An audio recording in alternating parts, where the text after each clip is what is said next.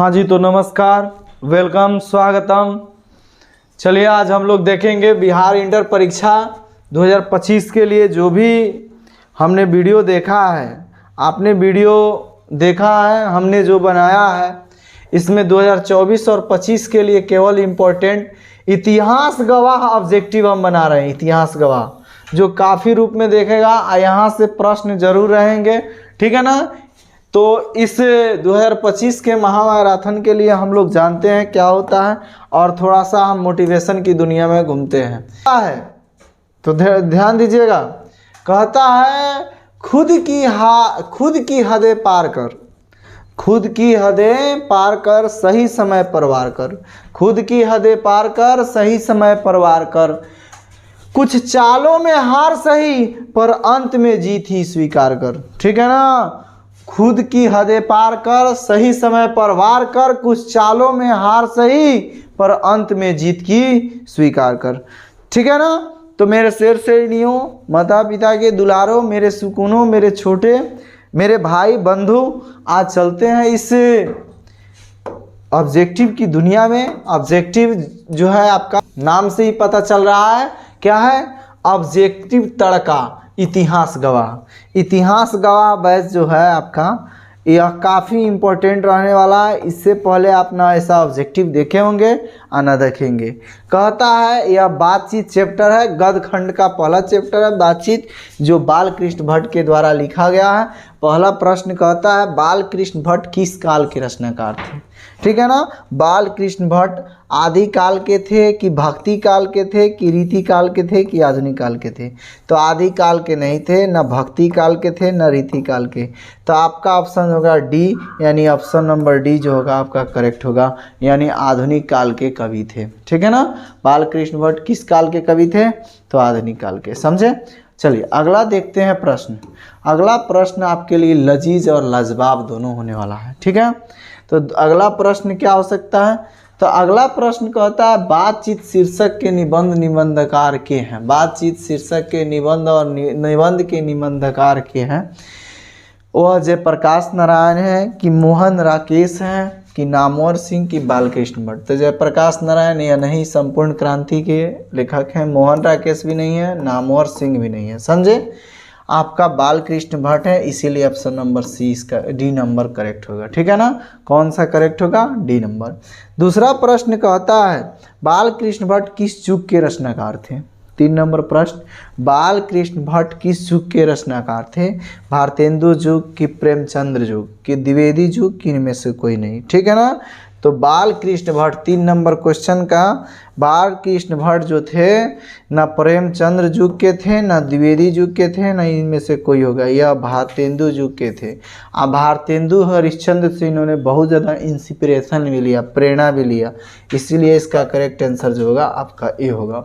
चलते हैं next question की ओर। नेक्स्ट क्वेश्चन हमारा क्या कहता है? ठीक है। तो 3 नंबर क्वेश्चन हुआ। 4 नंबर देखते हैं।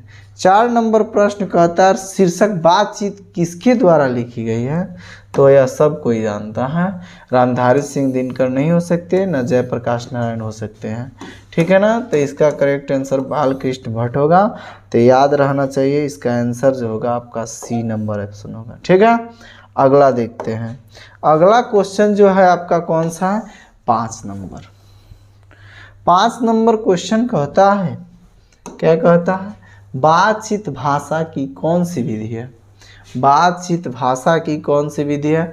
तो यह कहानी नहीं है, ना पत्र है, ना आलोचना है, यह जो है निबंध है। क्या है? निबंध। याद रखिएगा, ऑप्शन नंबर बी जो होगा इसका करेक्ट आंसर होगा। ठीक है ना। अगला देखते हैं। अगला बालकृष्ण भट्ट का जन्म कब हुआ था? बालकृष्ण भट्ट का जन्म जो कब हुआ था? तो 22 जून 1855 में ना हुआ, ना 23 जून 1855 में हुआ, 22 जून 1844 में भी नहीं हुआ, 23 जून 1844 में हुआ। याद रखिएगा कब? 23 जून 1844। कब? 23 जून 1844। ऑप्शन नंबर ए जो होगा इसका करेक्ट आंसर होगा। ठीक है। चलते हैं अगला प्रश्न देखते हैं। अगला प्रश्न जो है इस प्रकार से है, बालकृष्ण भट्ट का निवास स्थान कहाँ था? ठीक है ना। बालकृष्ण भट्ट का निवास स्थान कहाँ था? तो तो यह महू मध्य प्रदेश की, इलाहाबाद उत्तर प्रदेश की, पटना की, रांची और झारखंड। ठीक है ना। प्रश्न संख्या 7 है, तो महू और मध्य प्रदेश में डॉक्टर भीमराव अम्बेडकर का जन्म हुआ, लेकिन इनका जन्म इलाहाबाद यानी प्रयागराज यूपी में हुआ, इसीलिए इसका ऑप्शन नंबर बी ही करेक्ट आंसर होगा। ठीक है। अगला देखते हैं, बाल कृष्ण भट्ट की मृत्यु कब हुई थी बाबू? बाल कृष्ण भट्ट की मृत्यु कब हुई थी? 10 जुलाई 1914 कि 20 जुलाई 1914 कि 10 जून 1914? समझे कि 20 जून 1914, यानी 8 नंबर प्रश्न जो होंगे इसका आंसर जो होगा 20 जुलाई 1914। 20 जुलाई 1914 को यह देवासन हो गए। यह उग्र स्वभाव के व्यक्ति थे। ठीक है ना। तो ऑप्शन नंबर बी इसका करेक्ट आंसर होगा। ठीक है। अगला देखते हैं 9 नंबर प्रश्न क्या कहता है, बाल कृष्ण भट्ट ने अपना अध्ययन किस भाषा में किया? ठीक है। बाल कृष्ण भट्ट अपना अध्ययन किस भाषा में किया? हिंदी में किया कि पंजाबी में किया कि अंग्रेजी में किया कि संस्कृत में किया? ठीक है ना। तो बाल कृष्ण भट्ट न हिंदी में अपना अध्ययन किया, न पंजाबी में किया, न इंग्लिश में किया। उनका मुख्य भाषा रहा तो संस्कृत रहा, इसीलिए ऑप्शन नंबर डी इसका करेक्ट आंसर होगा। समझे। अगला देखते हैं, अगला क्या कहता है। अगला कहता है, बाल कृष्ण भट्ट भट्ट स्वभाव से कैसे थे? अभी हमने बताया है कि बाल कृष्ण भट्ट जो थे वह उग्र स्वभाव के व्यक्ति थे। कैसे स्वभाव के थे? उग्र स्वभाव के। ऑप्शन नंबर ए ही इसका करेक्ट आंसर होगा। ठीक है। बाल कृष्ण भट्ट के प्रेरक व्यक्ति कौन थे? 11 नंबर प्रश्न कहता है, बाल कृष्ण भट्ट के प्रेरक व्यक्ति कौन थे? तो भगत सिंह नहीं थे, न महात्मा बुद्ध थे, न कृष्ण थे। इनका प्रेरक व्यक्ति भारतेंदु हरिश्चंद्र थे। ऑप्शन नंबर डी ही इसका करेक्ट आंसर होगा। कौन सा होगा? Option number D. अगला प्रश्न देखते हैं 12 नंबर। 12 नंबर प्रश्न क्या कहता है जी? 12 नंबर प्रश्न कहता है कि 1877 में, कब की बात की जा रही है? 1877 में हिंदी प्रदीप नामक मासिक पत्रिका किस सभा द्वारा संपादित थी? हिंदी वर्धनी सभा कि हिंदी शब्दकोश सभा कि राजसभा कि हरिश्चंद्र सभा? तो 12 नंबर क्वेश्चन का आप बताइए। तो हिंदी शब्दकोश सभा हो ही नहीं सकता, इनके राज्यसभा हो ही नहीं सकता है, ना हरिश्चंद्र सभा हो सकता है। तो इनका एक आंसर होगा Hindi Vardhani Sabha. Option number A. समझे। ऑप्शन नंबर ए ही इनका करेक्ट आंसर हो सकता है। हिंदी प्रदीप नामक मासिक पत्रिका किसके द्वारा निकाला गया था? 13 नंबर प्रश्न है, हिंदी प्रदीप नामक मासिक पत्रिका किनके द्वारा निकाला गया? तो यह ज्ञानेंद्र पति नहीं हो सकते, न चंद्रधर शर्मा गुलेरी, न वाल्मीकि। यह बाल कृष्ण भट्ट के द्वारा निकाला गया। ऑप्शन नंबर ए होगा इसका करेक्ट आंसर। ठीक है ना। अगला चलते हैं। अगला प्रश्न क्या कहता है, हिंदी प्रदीप क्या था? तो यह भी जानने की बात है। हिंदी प्रदीप कौन सी चीज़ था? 14 नंबर प्रश्न है। 14 नंबर प्रश्न का, यह हिंदी प्रदीप दैनिक पत्रिका नहीं था, न साप्ताहिक पत्रिका था, न वार्षिक पत्रिका। यह आपका मासिक पत्रिका था। क्या था वो बच्चा जी? मासिक पत्रिका था। ठीक है ना। ऑप्शन नंबर बी इसका करेक्ट आंसर होगा। ठीक है। Option number B. अगला देखते हैं 15 नंबर। हिंदी प्रदीप कितने वर्षों तक चली? हिंदी प्रदीप कितने वर्षों तक चली? ऑप्शन नंबर 15 नंबर प्रश्न है, हिंदी प्रदीप कितने वर्षों तक चली? ए में 33 वर्ष, बी में 66 वर्ष, सी में 36 वर्ष और डी में 63 वर्ष। बताइए 15 नंबर क्वेश्चन। अब 66 वर्ष तो हो ही नहीं सकता, न 36 वर्ष होगा। ठीक है ना। 36 वर्ष और 63 वर्ष का जिक्र किताब में नहीं किया गया, ओनली 33 वर्ष का जिक्र किया गया। इसीलिए इसका करेक्ट आंसर जो होगा आपका ए होगा। कौन सा होगा? ए होगा। ठीक है।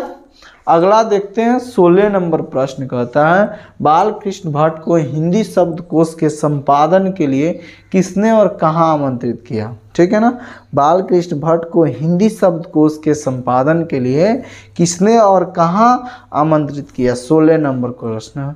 पहला शिवाराम दास काशी में, कि राजा चौधरी गुजरात में, कि श्याम सुंदर दास काशी में, कि कृष्ण सुंदर दास गुजरात में। ठीक है ना, आप बताइए 16 नंबर का आंसर जो होगा यह सब काशी ही आंसर इसका सही होगा, लेकिन काशी दो गो है, एगो ई है एगो ई है, तो गुजरात में तो हो ही नहीं सकता। तो यह काशी में याद रखिएगा कि श्याम सुंदर दास के द्वारा यह हिंदी शब्दकोश के संपादन के लिए श्याम सुंदर दास ने इनको आमंत्रित किया था और काशी में आमंत्रित किया था, इसीलिए इसका आंसर जो होगा आपका सी होगा। समझ में आ रहे हैं। अगला देखिए 17 नंबर। तो मेरे अगर चैनल पर अगर नए हैं तो चैनल को सब्सक्राइब लाइक ज़रूर कीजिए, कमेंट ज़रूर कीजिए और दूसरे के पास शेयर भी कीजिए, दोस्तों के पास। ठीक है ना, ताकि आपको मैं इसी तरह वीडियो लाता रहूं, आप भी इससे लाभान्वित हो, हम भी इससे इंस्पिरेशन लें।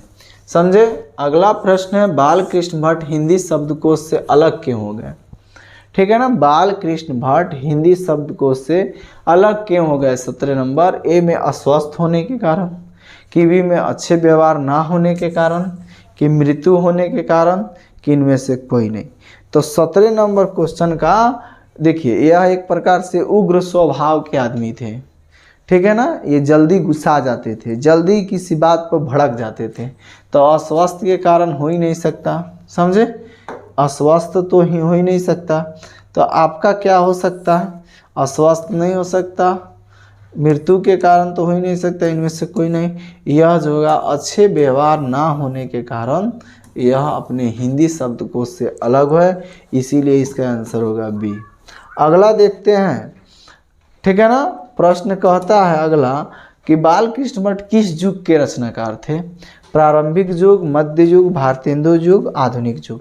तो भारतेंदु युग के कहानीकार थे, भारतेंदु युग के निबंधकार थे, इसीलिए इसका ऑप्शन नंबर सी जो होगा करेक्ट आंसर होगा। ठीक है, अगला देखते हैं 19 नंबर। 19 नंबर कहता है बालकृष्ण भट्ट थे, क्या थे बाबू, बालकृष्ण भट्ट थे, क्या थे। तो बालकृष्ण भट्ट जो थे एक प्रकार से निबंधकार थे, उपन्यासकार नहीं थे, ना नाटककार थे, निबंधकार थे। ठीक है ना, ऑप्शन नंबर सी जो होगा इसका करेक्ट आंसर होगा। ठीक है, अगला देखते हैं आचार्य रामचंद्र शुक्ल ने निबंधकार के रूप में बालकृष्ण भट्ट को किस श्रेणी में रखा है। आचार्य रामचंद्र शुक्ल ने, यह सबसे अंतिम पंक्ति के बातें हैं, आचार्य रामचंद्र शुक्ल ने निबंधकार को किस रूप में देखा है, किस श्रेणी में रखा है। अंग्रेजी साहित्य के एडिशन की उपमा दी है, कि अंग्रेजी साहित्य के स्टील कहे हैं, कि ये और भी दोनों कहे हैं, कि इनमें से कोई नहीं। तो याद रखिएगा, हाँ एडिशन और स्टील दोनों कहे हैं, इसीलिए इसका ऑप्शन नंबर सी ही होगा। ऑप्शन नंबर यानी उन्होंने कहा है कि आचार्य रामचंद्र शुक्ल ने कहा कि बालकृष्ण भट्ट जो हैं यह अंग्रेजी साहित्य के, इंग्लिश लिटरेचर के एडिशन और स्टील से कम नहीं है, इनकी व्याख्यात्मक उनके उपमा के रूप में सिनोधार्ज है। अगला 21 नंबर प्रश्न देखते हैं। 21 नंबर प्रश्न कहता है कि हिंदी प्रदीप में किन विषयों पर निबंध लिखे गए हैं। हिंदी प्रदीप में किन विषयों पर निबंध लिखे गए हैं। पहला सामाजिक साहित्यिक, कि दूसरा नैतिक राजनीतिक, कि ए और बी, कि डी में इनमें से कोई नहीं। ठीक है ना, तो 21 नंबर से सोच सकते हैं हिंदी प्रदीप जो था वो सामाजिक साहित्य और नैतिक राजनीतिक ये दोनों पर लिखा गया है। ठीक है ना, सामाजिक साहित्यिक और नैतिक राजनीतिक दोनों पर लिखा गया है, इसीलिए इसका करेक्ट आंसर ए और बी दोनों होगा। तो ऑप्शन नंबर सी इसका करेक्ट आंसर होगा। अगला कहता है वाक शक्ति के बिना सृष्टि कैसी है। ठीक है, लुंज पुंज है, कि बी में अवाक है, कि सी में गूंगी है, कि इंद्रिहीन है। तो 22 नंबर का आंसर हो जाएगा गूंगी है। ठीक है ना। जब हम लोग अगर वाक शक्ति हम लोग में न रहे तो संसार जो है गूंगी के समान है। ऑप्शन नंबर सी ही होगा इसका करेक्ट आंसर। अगला देखते हैं 23 नंबर। ठीक है, 23 नंबर प्रश्न कहता क्या है कि वाक शक्ति के बिना हम अपने अनुभव को कैसे व्यक्त करते हैं। वाक शक्ति के बिना हम अपने अनुभव को कैसे व्यक्त कर सकते हैं, बोलकर कि सुनकर कि दूसरी इंद्रियों द्वारा कि उपयुक्त सभी। 23 नंबर के दूसरी इंद्रियों के द्वारा, समझे, दूसरे इंद्रियों के द्वारा हम लोग इस चीज़ को जान सकते हैं। बोलकर तो वाक शक्ति के बिना तो हो ही नहीं सकता, बिना बोले तो आप अनुभव के बात बता नहीं सकते, तो इंद्रियों के द्वारा, इसीलिए इसका करेक्ट आंसर सी होगा। ठीक है, अगला देखते हैं वाक शक्ति क्या है। ठीक है ना, वाक शक्ति किसे कहा जाता है। वाक शक्ति, यहाँ बाल कृष्ण भट्ट ने वाक शक्ति को क्या देखा है, ईश्वर का वरदान माना है। ए में कि बी में मनुष्य की भाषा माना है, कि सी में मनुष्य की शक्ति माना है, कि डी में प्राणियों की शक्ति माना है। समझे, 24 नंबर का आंसर जो होगा आपका, यह ईश्वर का वरदान है। वाक शक्ति क्या है, न मनुष्य की भाषा है, न मनुष्य की शक्ति है, न प्राणियों की शक्ति है, आपका ईश्वर का एक प्रकार से वरदान है। ऑप्शन नंबर ए ही इसका सही करेक्ट आंसर है। 25 नंबर प्रश्न कहता है वाक शक्ति के बिना सभी लोग कैसे हैं। अभी हमने तुरंत बताया था वाक शक्ति के बिना मनुष्य क्या है, तो एक गूंगे के समान नहीं, न बहरे के समान नहीं, न सुखी के समान नहीं, लुंज पुंज के समान। कैसे हो जाएगा, वाक शक्ति जब मनुष्य में न रहे तो लुंज पुंज के समान है। ऑप्शन नंबर बी ही इसका करेक्ट आंसर होगा। अगला देखते हैं 26 नंबर प्रश्न, बातचीत में वाक शक्ति के कितने फायदों को बताया गया है। बातचीत में वाक शक्ति को कितने फायदों को बताया गया है, तो वह कितने फायदा हो सकते हैं बताइए आप ही। 2, 3 कि 4 कि 1 और 2। 26 नंबर प्रश्न, तो 26 नंबर प्रश्न का आंसर जो होगा आपका डी नंबर। बातचीत के वाक शक्ति में 2 फायदे बताए गए हैं, न 3 न 4 न 1। ऑप्शन नंबर डी ही इसका करेक्ट आंसर होगा। अगला 27 नंबर, स्पीच से किसका ढंग निराला है। स्पीच से किसका ढंग निराला हो सकता है, तो आप समझ सकते हो, निबंध का नहीं, न वाक शक्ति का नहीं, न वक्ता का नहीं। ठीक है ना, स्पीच से किसका ढंग निराला होता है, तो बातचीत का ढंग निराला होता है। ठीक है, तो यह आपका जो है एक चैप्टर के ऑब्जेक्टिव हुए। पूरा क्वेश्चन बहुत दूर देर तक होंगे लेकिन इंटरेस्टिंग होंगे, बहुत लाजवाब होगा, बहुत मस्त होगा। समझे, अगला देखते हैं। अगला 28 नंबर क्वेश्चन कहता है किसमें नाज नखरा जाहिर करने का मौका नहीं दिया जाता है। किस चीज़ में नाज नखरा को जाहिर करने के लिए मौका नहीं दिया जाता है, बातचीत में कि निबंध में कि स्पीच में कि सभी में। ठीक है, 28 नंबर का आंसर होगा बातचीत में। बातचीत में नाज नखरा जाहिर करने का मौका नहीं दिया जाता है। समझे, अगला है हंसी का अंतिम सीमा क्या है। अगला प्रश्न कहता है हंसी का अंतिम सीमा क्या है। 29 नंबर प्रश्न, 29 नंबर प्रश्न बहुत सुंदर है। हंसी का अंतिम सीमा क्या है, तो ए में जोर जोर से हंसना, कि बी में मुस्कुराना, कि सी में होठों को केवल फड़कना, कि कोई नहीं। तो 29 नंबर प्रश्न जो होगा, हंसी का अंतिम सीमा जोर जोर से हंसना नहीं होता है, ना मुस्कुराना होता है, ना कोई नहीं, होठों का केवल फड़कना। होठों का अगर होठ फड़कता है तो समझ लीजिए हंसी का अंतिम सीमा है। ऑप्शन नंबर सी ही इसका करेक्ट होगा। 30 नंबर कहता है प्रश्न स्पीच का उद्देश्य क्या है। मेरे सुकूनों बताइए, स्पीच का उद्देश्य क्या हो सकता है। मन में जोश और उत्साह पैदा करना, कि लोगों को प्रभावित करना, कि नाच रखा दिखाना, कि कोई नहीं। ठीक है ना, तो ऑप्शन नंबर ए होगा मन में जोश और उत्साह पैदा करना। ठीक है ना, स्पीच का अर्थ यह होता है कि मन में जोश और उत्साह पैदा करना। ऑप्शन नंबर ए होगा। अगला प्रश्न देखते हैं 31 नंबर, मन रमाने का ढंग किसमें है। मन रमाने का ढंग किसमें है, क्वेश्चन नंबर 31 है। ठीक है ना, मन रमाने का ढंग किसमें है, स्पीच में तो हो ही नहीं सकता, ना बातचीत दोनों में हो सकता है, ना संगीत में। मन रमाने का ढंग केवल बातचीत में होता है। ऑप्शन नंबर बी ही इसका करेक्ट आंसर होगा। ठीक है, अगला देखते हैं। 32 नंबर प्रश्न कहता है कि 16 वर्षों तक मनुष्य का मुख देखने को किसे नहीं मिला? रॉबिन्सन क्रूसो, कि बी में रविंद्र क्रूसो, कि राजा क्रूसो, कि रमेश क्रूसो? तो रॉबिन्सन क्रूसो जो थे इनको 16 वर्षों तक का मुंह देखने को नहीं मिला, इसीलिए इसका ऑप्शन नंबर ए ही सही होगा। ठीक है, अगला देखते हैं। अगला कहता है मनुष्य का गुण दोष कैसे पता चलता है? बोलने से, कि पत्र व्यवहार से, कि पढ़ने से, कि लिखने से? तो मनुष्य का गुण दोष बोलने से पता चलता है। आप बोलते हो तब ना आपके गुण या दोष का पता चलता है। नहीं बोलेंगे तो गुण या दोष का पता चलेगा नहीं। तो ऑप्शन नंबर ए जो होगा इसका करेक्ट आंसर होगा। ठीक है, अगला नंबर देखते हैं 34 नंबर। बातचीत की सीमा क्या है? बातचीत की सीमा कौन सी हो सकती है? तो बातचीत की सीमा जो है आपका 2 व्यक्ति के बीच होगा, कि 5 व्यक्ति के बीच, की मीटिंग या सभा, की अपने परिवार में? बातचीत की सीमा कहाँ हो सकती है? तो बातचीत की सीमा मीटिंग में हो सकती है। मीटिंग में ही बातचीत की सीमा होती है। बाकी 2 व्यक्तियों में या 5 व्यक्ति या अपने परिवार में बातचीत की सीमा नहीं रहती, इसीलिए इसका करेक्ट आंसर होगा बी। 35 नंबर प्रश्न कहते हैं वाक शक्ति में किन 2 फायदों को बताया गया है? ए में स्पीच या निबंध को, कि बातचीत निबंध को, कि भाषण बातचीत को, कि स्पीच बातचीत को?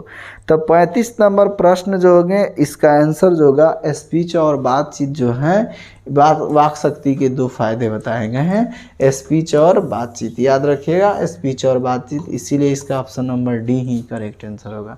ठीक है, अगला देखते हैं। अगला कहता है 36 नंबर। लोगों के मन का मैल किसके द्वारा साफ होता है? लोगों के मन का मैल किसके द्वारा साफ होता है? गंगा स्नान से, कि पूजा पाठ करने से, कि बातचीत से, कि स्पीच से? तो बातचीत से ही मन का मैल खत्म होता है, ना कि गंगा स्नान से, ना पूजा करने से, ना स्पीच से। बातचीत का मन का मैल बातचीत से ही धुलाता है। ऑप्शन नंबर सी, यह बालकृष्ण भट्ट ने कहा है।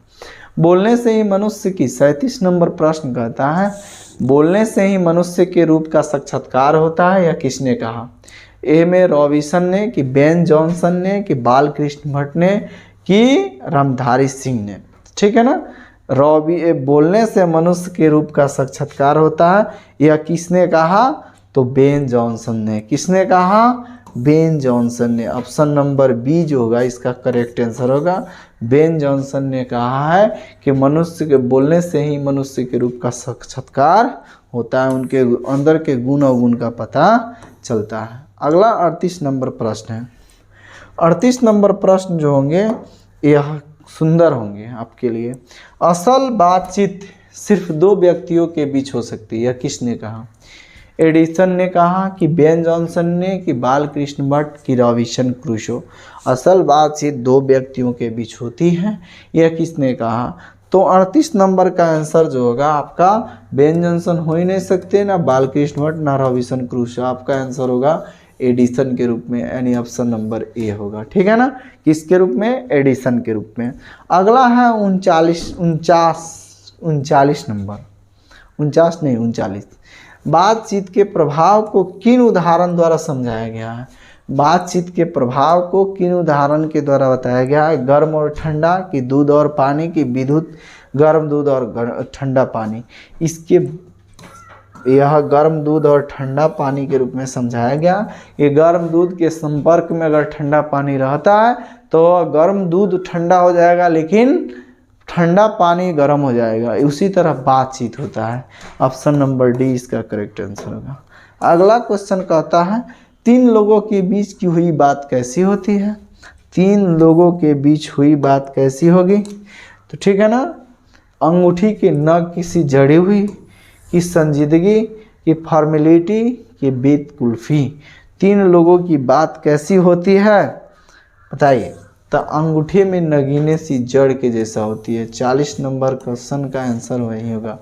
और 3 आदमी की बातचीत जो होती है अंगूठे में नग सी जड़ी होती है। नहीं, 5 आदमी के बीच, ठीक है ना, तो नहीं, यही होगा आंसर आपका, अंगूठे में नग सी जड़ी होती है, यानी ऑप्शन नंबर ए। असल बातचीत कितने लोगों के बीच होती है? ए में 2, कि बी में 3, कि सी में 4 और डी में 5, ठीक है ना। तो असल बातचीत जो होती है वो 2 आदमी के बीच की ही होती है जो अपने दिल की बातों को खोलते हैं। ऑप्शन नंबर ए ही हो इसका करेक्ट आंसर होगा। अगला देखते हैं 42 नंबर। 42 नंबर प्रश्न कहता है 4 लोगों के बीच होने वाली बातचीत कैसी होती है? 4 लोगों के बीच होने वाली बातचीत कैसी होती है, समझे? एक में संजीदगी वाली होती है, कि बी में गौरव वाली होती है, कि सी में फॉर्मेलिटी वाली होती है, कि डी में बेतकुल्फी वाली होती है। 42 नंबर क्वेश्चन का आंसर होगा बेतकुल्फी वाली।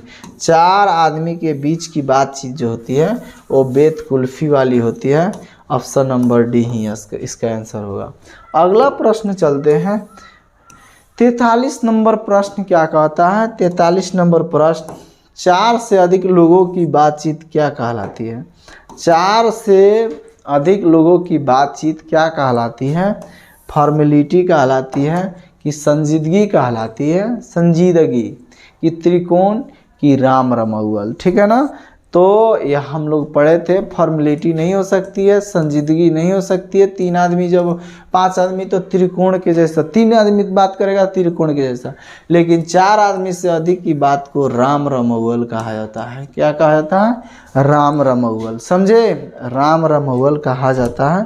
बातचीत के कितने भेद हैं, ठीक है ना, बातचीत के कितने भेद हैं?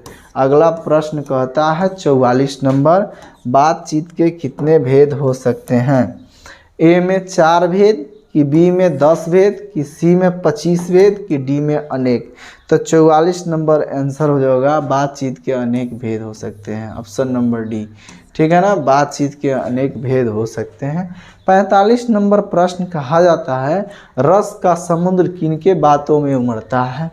बूढ़ियों में, कि बी में नौजवानों में, कि सी में छात्रों में, कि 2 सहेलियों में। ऐसे तो बताएं कि बूढ़ियों की जो बातचीत होती है हमेशा अपनी पतोहू से रिलेटेड होता है। नौजवानों की बात बहुत अच्छी होती है, लोकप्रिय होती है। छात्रों की बात क्या होती है? शिक्षक के लेकर होती है, उस्ताद को लेकर होती है। लेकिन 2 सहेलियों की बात जो होती है वह रस के समुद्र होता है। ऑप्शन नंबर डी जो होगा इसका करेक्ट आंसर होगा। अगला प्रश्न जो होगा बहुत अच्छा होने वाला है, ठीक है। तो आप अगर अच्छा लगता है तो ज़रूर ना ज़रूर शेयर कीजिए इस वीडियो को। मेरा हिंदी प्रेम रणधीर सर में आपका स्वागत है। हिंदी प्रेम वीडियो तक बने रहने के लिए बहुत ज़्यादा स्वागत है, क्योंकि बच्चा वीडियो देखना नहीं चाहता है, समझे। और पढ़ाई जो है ऑफलाइन मोड से ऑनलाइन मोड में होना शुरू हो गया है, समझे। इसीलिए हमें भी ऑनलाइन होना आवश्यक समझे हैं हम भी। बूढ़ों की बातचीत कैसी होती है? शिकायत वाली होती है, कि 4 सच 10 झूठ वाली होती है, कि नौजवान की निंदा करना, कि उपयुक्त सभी। तो बूढ़ों की जो बात होती है यह अपने बवादन की बातें चलती हैं, ठीक है ना, बवादन की बात चलती है। शिकायत वाली भी होती है, 4 सच और 10 झूठ वाली भी होती है, और नौजवानों की निंदा वाली भी होती है। इसीलिए इसका करेक्ट आंसर हो जाएगा उपयुक्त सभी, समझे। यानी उपयुक्त सभी जो होगा शिकायत, 4 सच 10 झूठ, नौजवानों की निंदा, यह सब जो होता है बूढ़ों की बातचीत होती है। अगला प्रश्न जो है खोड़े दांत निकल कर कौन लड़ते हैं?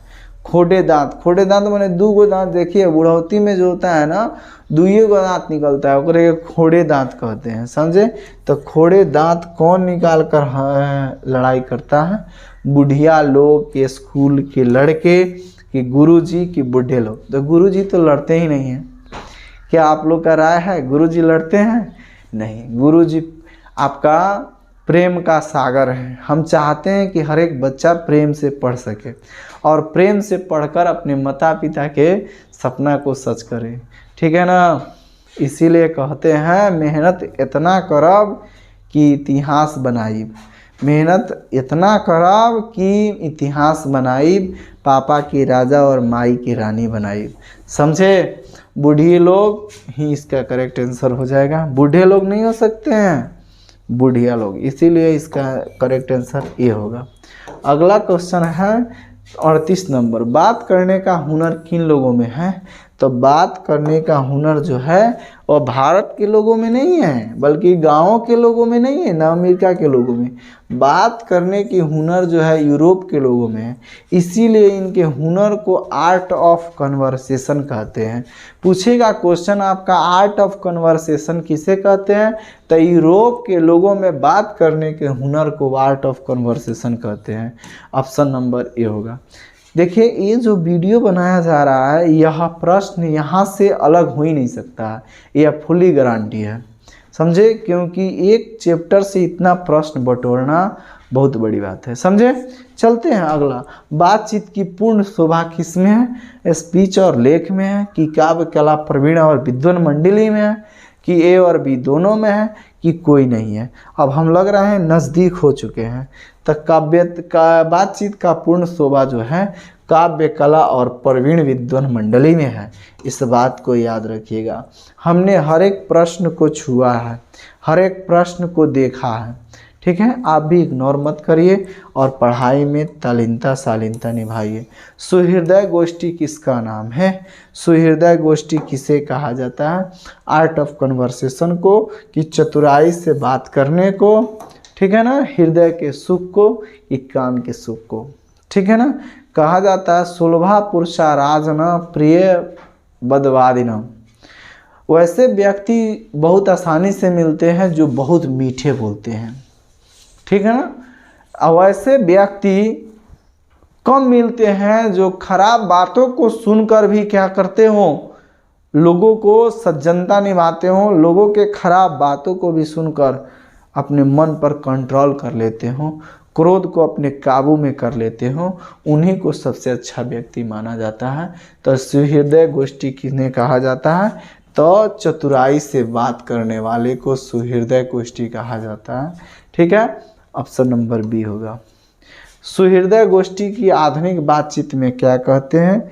ए में हृदय का सुख, कि बी में आवेगहीन, कि सी में चतुराई, कि डी में शस्त्रार्थ। सुहृदय गोष्ठी को आधुनिक बातचीत में, या सुहृदय गोष्ठी जो होते हैं पंडित लोग करते हैं, उसी को हम लोग शस्त्रार्थ करते हैं। हृदय सुख नहीं, न आवेगहीन, न चतुराई, शस्त्रार्थ कहा जाता है। शस्त्रार्थ बड़े लोग विद्वान मंडलियों में होती हैं, बड़े बड़े विद्वान अपने आपस में शास्त्रों के बारे में, पढ़ाई लिखाई के बारे में झगड़ा करते हैं, उसी को शस्त्रार्थ कहते हैं। उसमें लाठी फाटा नहीं चलता है बुआ जी। अगला है क्वेश्चन, प्रपंचात्मक संसार का एक बड़ा भारी आईना क्या है? प्रपंचात्मक साम्राज्य का सबसे भारी आईना क्या है? हमारी भीतरी मनोवृत्ति या बातचीत की, स्पीच की, संसार। तो 52 नंबर का आंसर जो होगा, हमारे भीतरी मनोवृत्ति को ही प्रपंचात्मक संसार का एक बड़ा भारी आईना कहा जाता है। ठीक है ना? यही है हमारी भीतरी मनोवृत्ति को प्रपंचात्मक संसार का एक हिस्सा कहा जाता है, इसीलिए इसका आंसर जो होगा ए होगा। अगला प्रश्न जो होगा 53 नंबर, कतरनी के समान सदा स्वच्छंद क्या चला करती है? कतरनी के समान कथी चलती है? बातचीत चलती है, कि दिमाग चलती है, कि जीवा चलती है, कि कैंची चलती है? समझे? तो बातचीत नहीं, न दिमाग, न कैंची, यह जीवा जो है कतरनी छुरी की समान चलती है। इसीलिए हमने इस बात पर बताया था, रहीमन जीवा बाबरी कह गई सरग पता, आपू गई भीतर गई जूती खा कपार। ये जीव जो है ना, ये बाघ के समान है। बाबरी माने बाघ होता है, जो कह कर चली जाती है और शरीर को भुगतना पड़ता है। शक्ति 34 नंबर और लास्ट प्रश्न, ठीक है ना। हमने दोनों हाथ खोलकर अपना 100% दिया, समझे? इसीलिए अपना भी 100% दीजिए और कमेंट सेक्शन में ज़रूर बताइए, समझे? और शेयर कीजिए, इस बात को शेयर कीजिए, ठीक है? और कमेंट में ज़रूर लिखिए कि कैसा है वीडियो, और वीडियो पर आप ज़रूर लाइक कीजिए अच्छा लगे तो last question, last and fast. शक्ति परम पूज्य मंदिर है, परमार्थ एकमात्र सोपान क्या है? बातचीत है, कि ईश्वर का मंदिर है, किसी में मनोवृत्ति है, कि अपनी जीवा को काबू में रखना होता है। तो यह 54 नंबर जो क्वेश्चन का आंसर होगा डी नंबर होगा, अपने जीवा को काबू रखना। ठीक है ना? ठीक है, अगला देखते हैं, हो सकता है कि ना क्वेश्चन तो नहीं है प्रश्न आपका। यह जो बातचीत चैप्टर है सभी एंगलों से हमने क्या कर दिया, ख़त्म कर दिया। इति श्री रेवा खंडे बातचीत अध्यायो समाप्त, समझे? द एंड कर दिया, यानी समाप्त कर दिया। आपकी राय क्या है कमेंट सेक्शन में ज़रूर बताएं। आपको अच्छा लगा कि नहीं सब वीडियो, समझे? आप पूरा वीडियो को अच्छा से देखिए। थोड़ा लॉन्ग टर्म का वीडियो तो हो सकता है, लेकिन आपके लिए काफ़ी हेल्पफुल होगा। तो मेरे शेयर शेयरनियों, उम्मीद करते हैं आप लोग को सब वीडियो अच्छा लगा होगा। तो लाइक, सब्सक्राइब, कमेंट ज़रूर कीजिए, दोस्तों के पास शेयर कीजिए। जय हिंद, थैंक यू।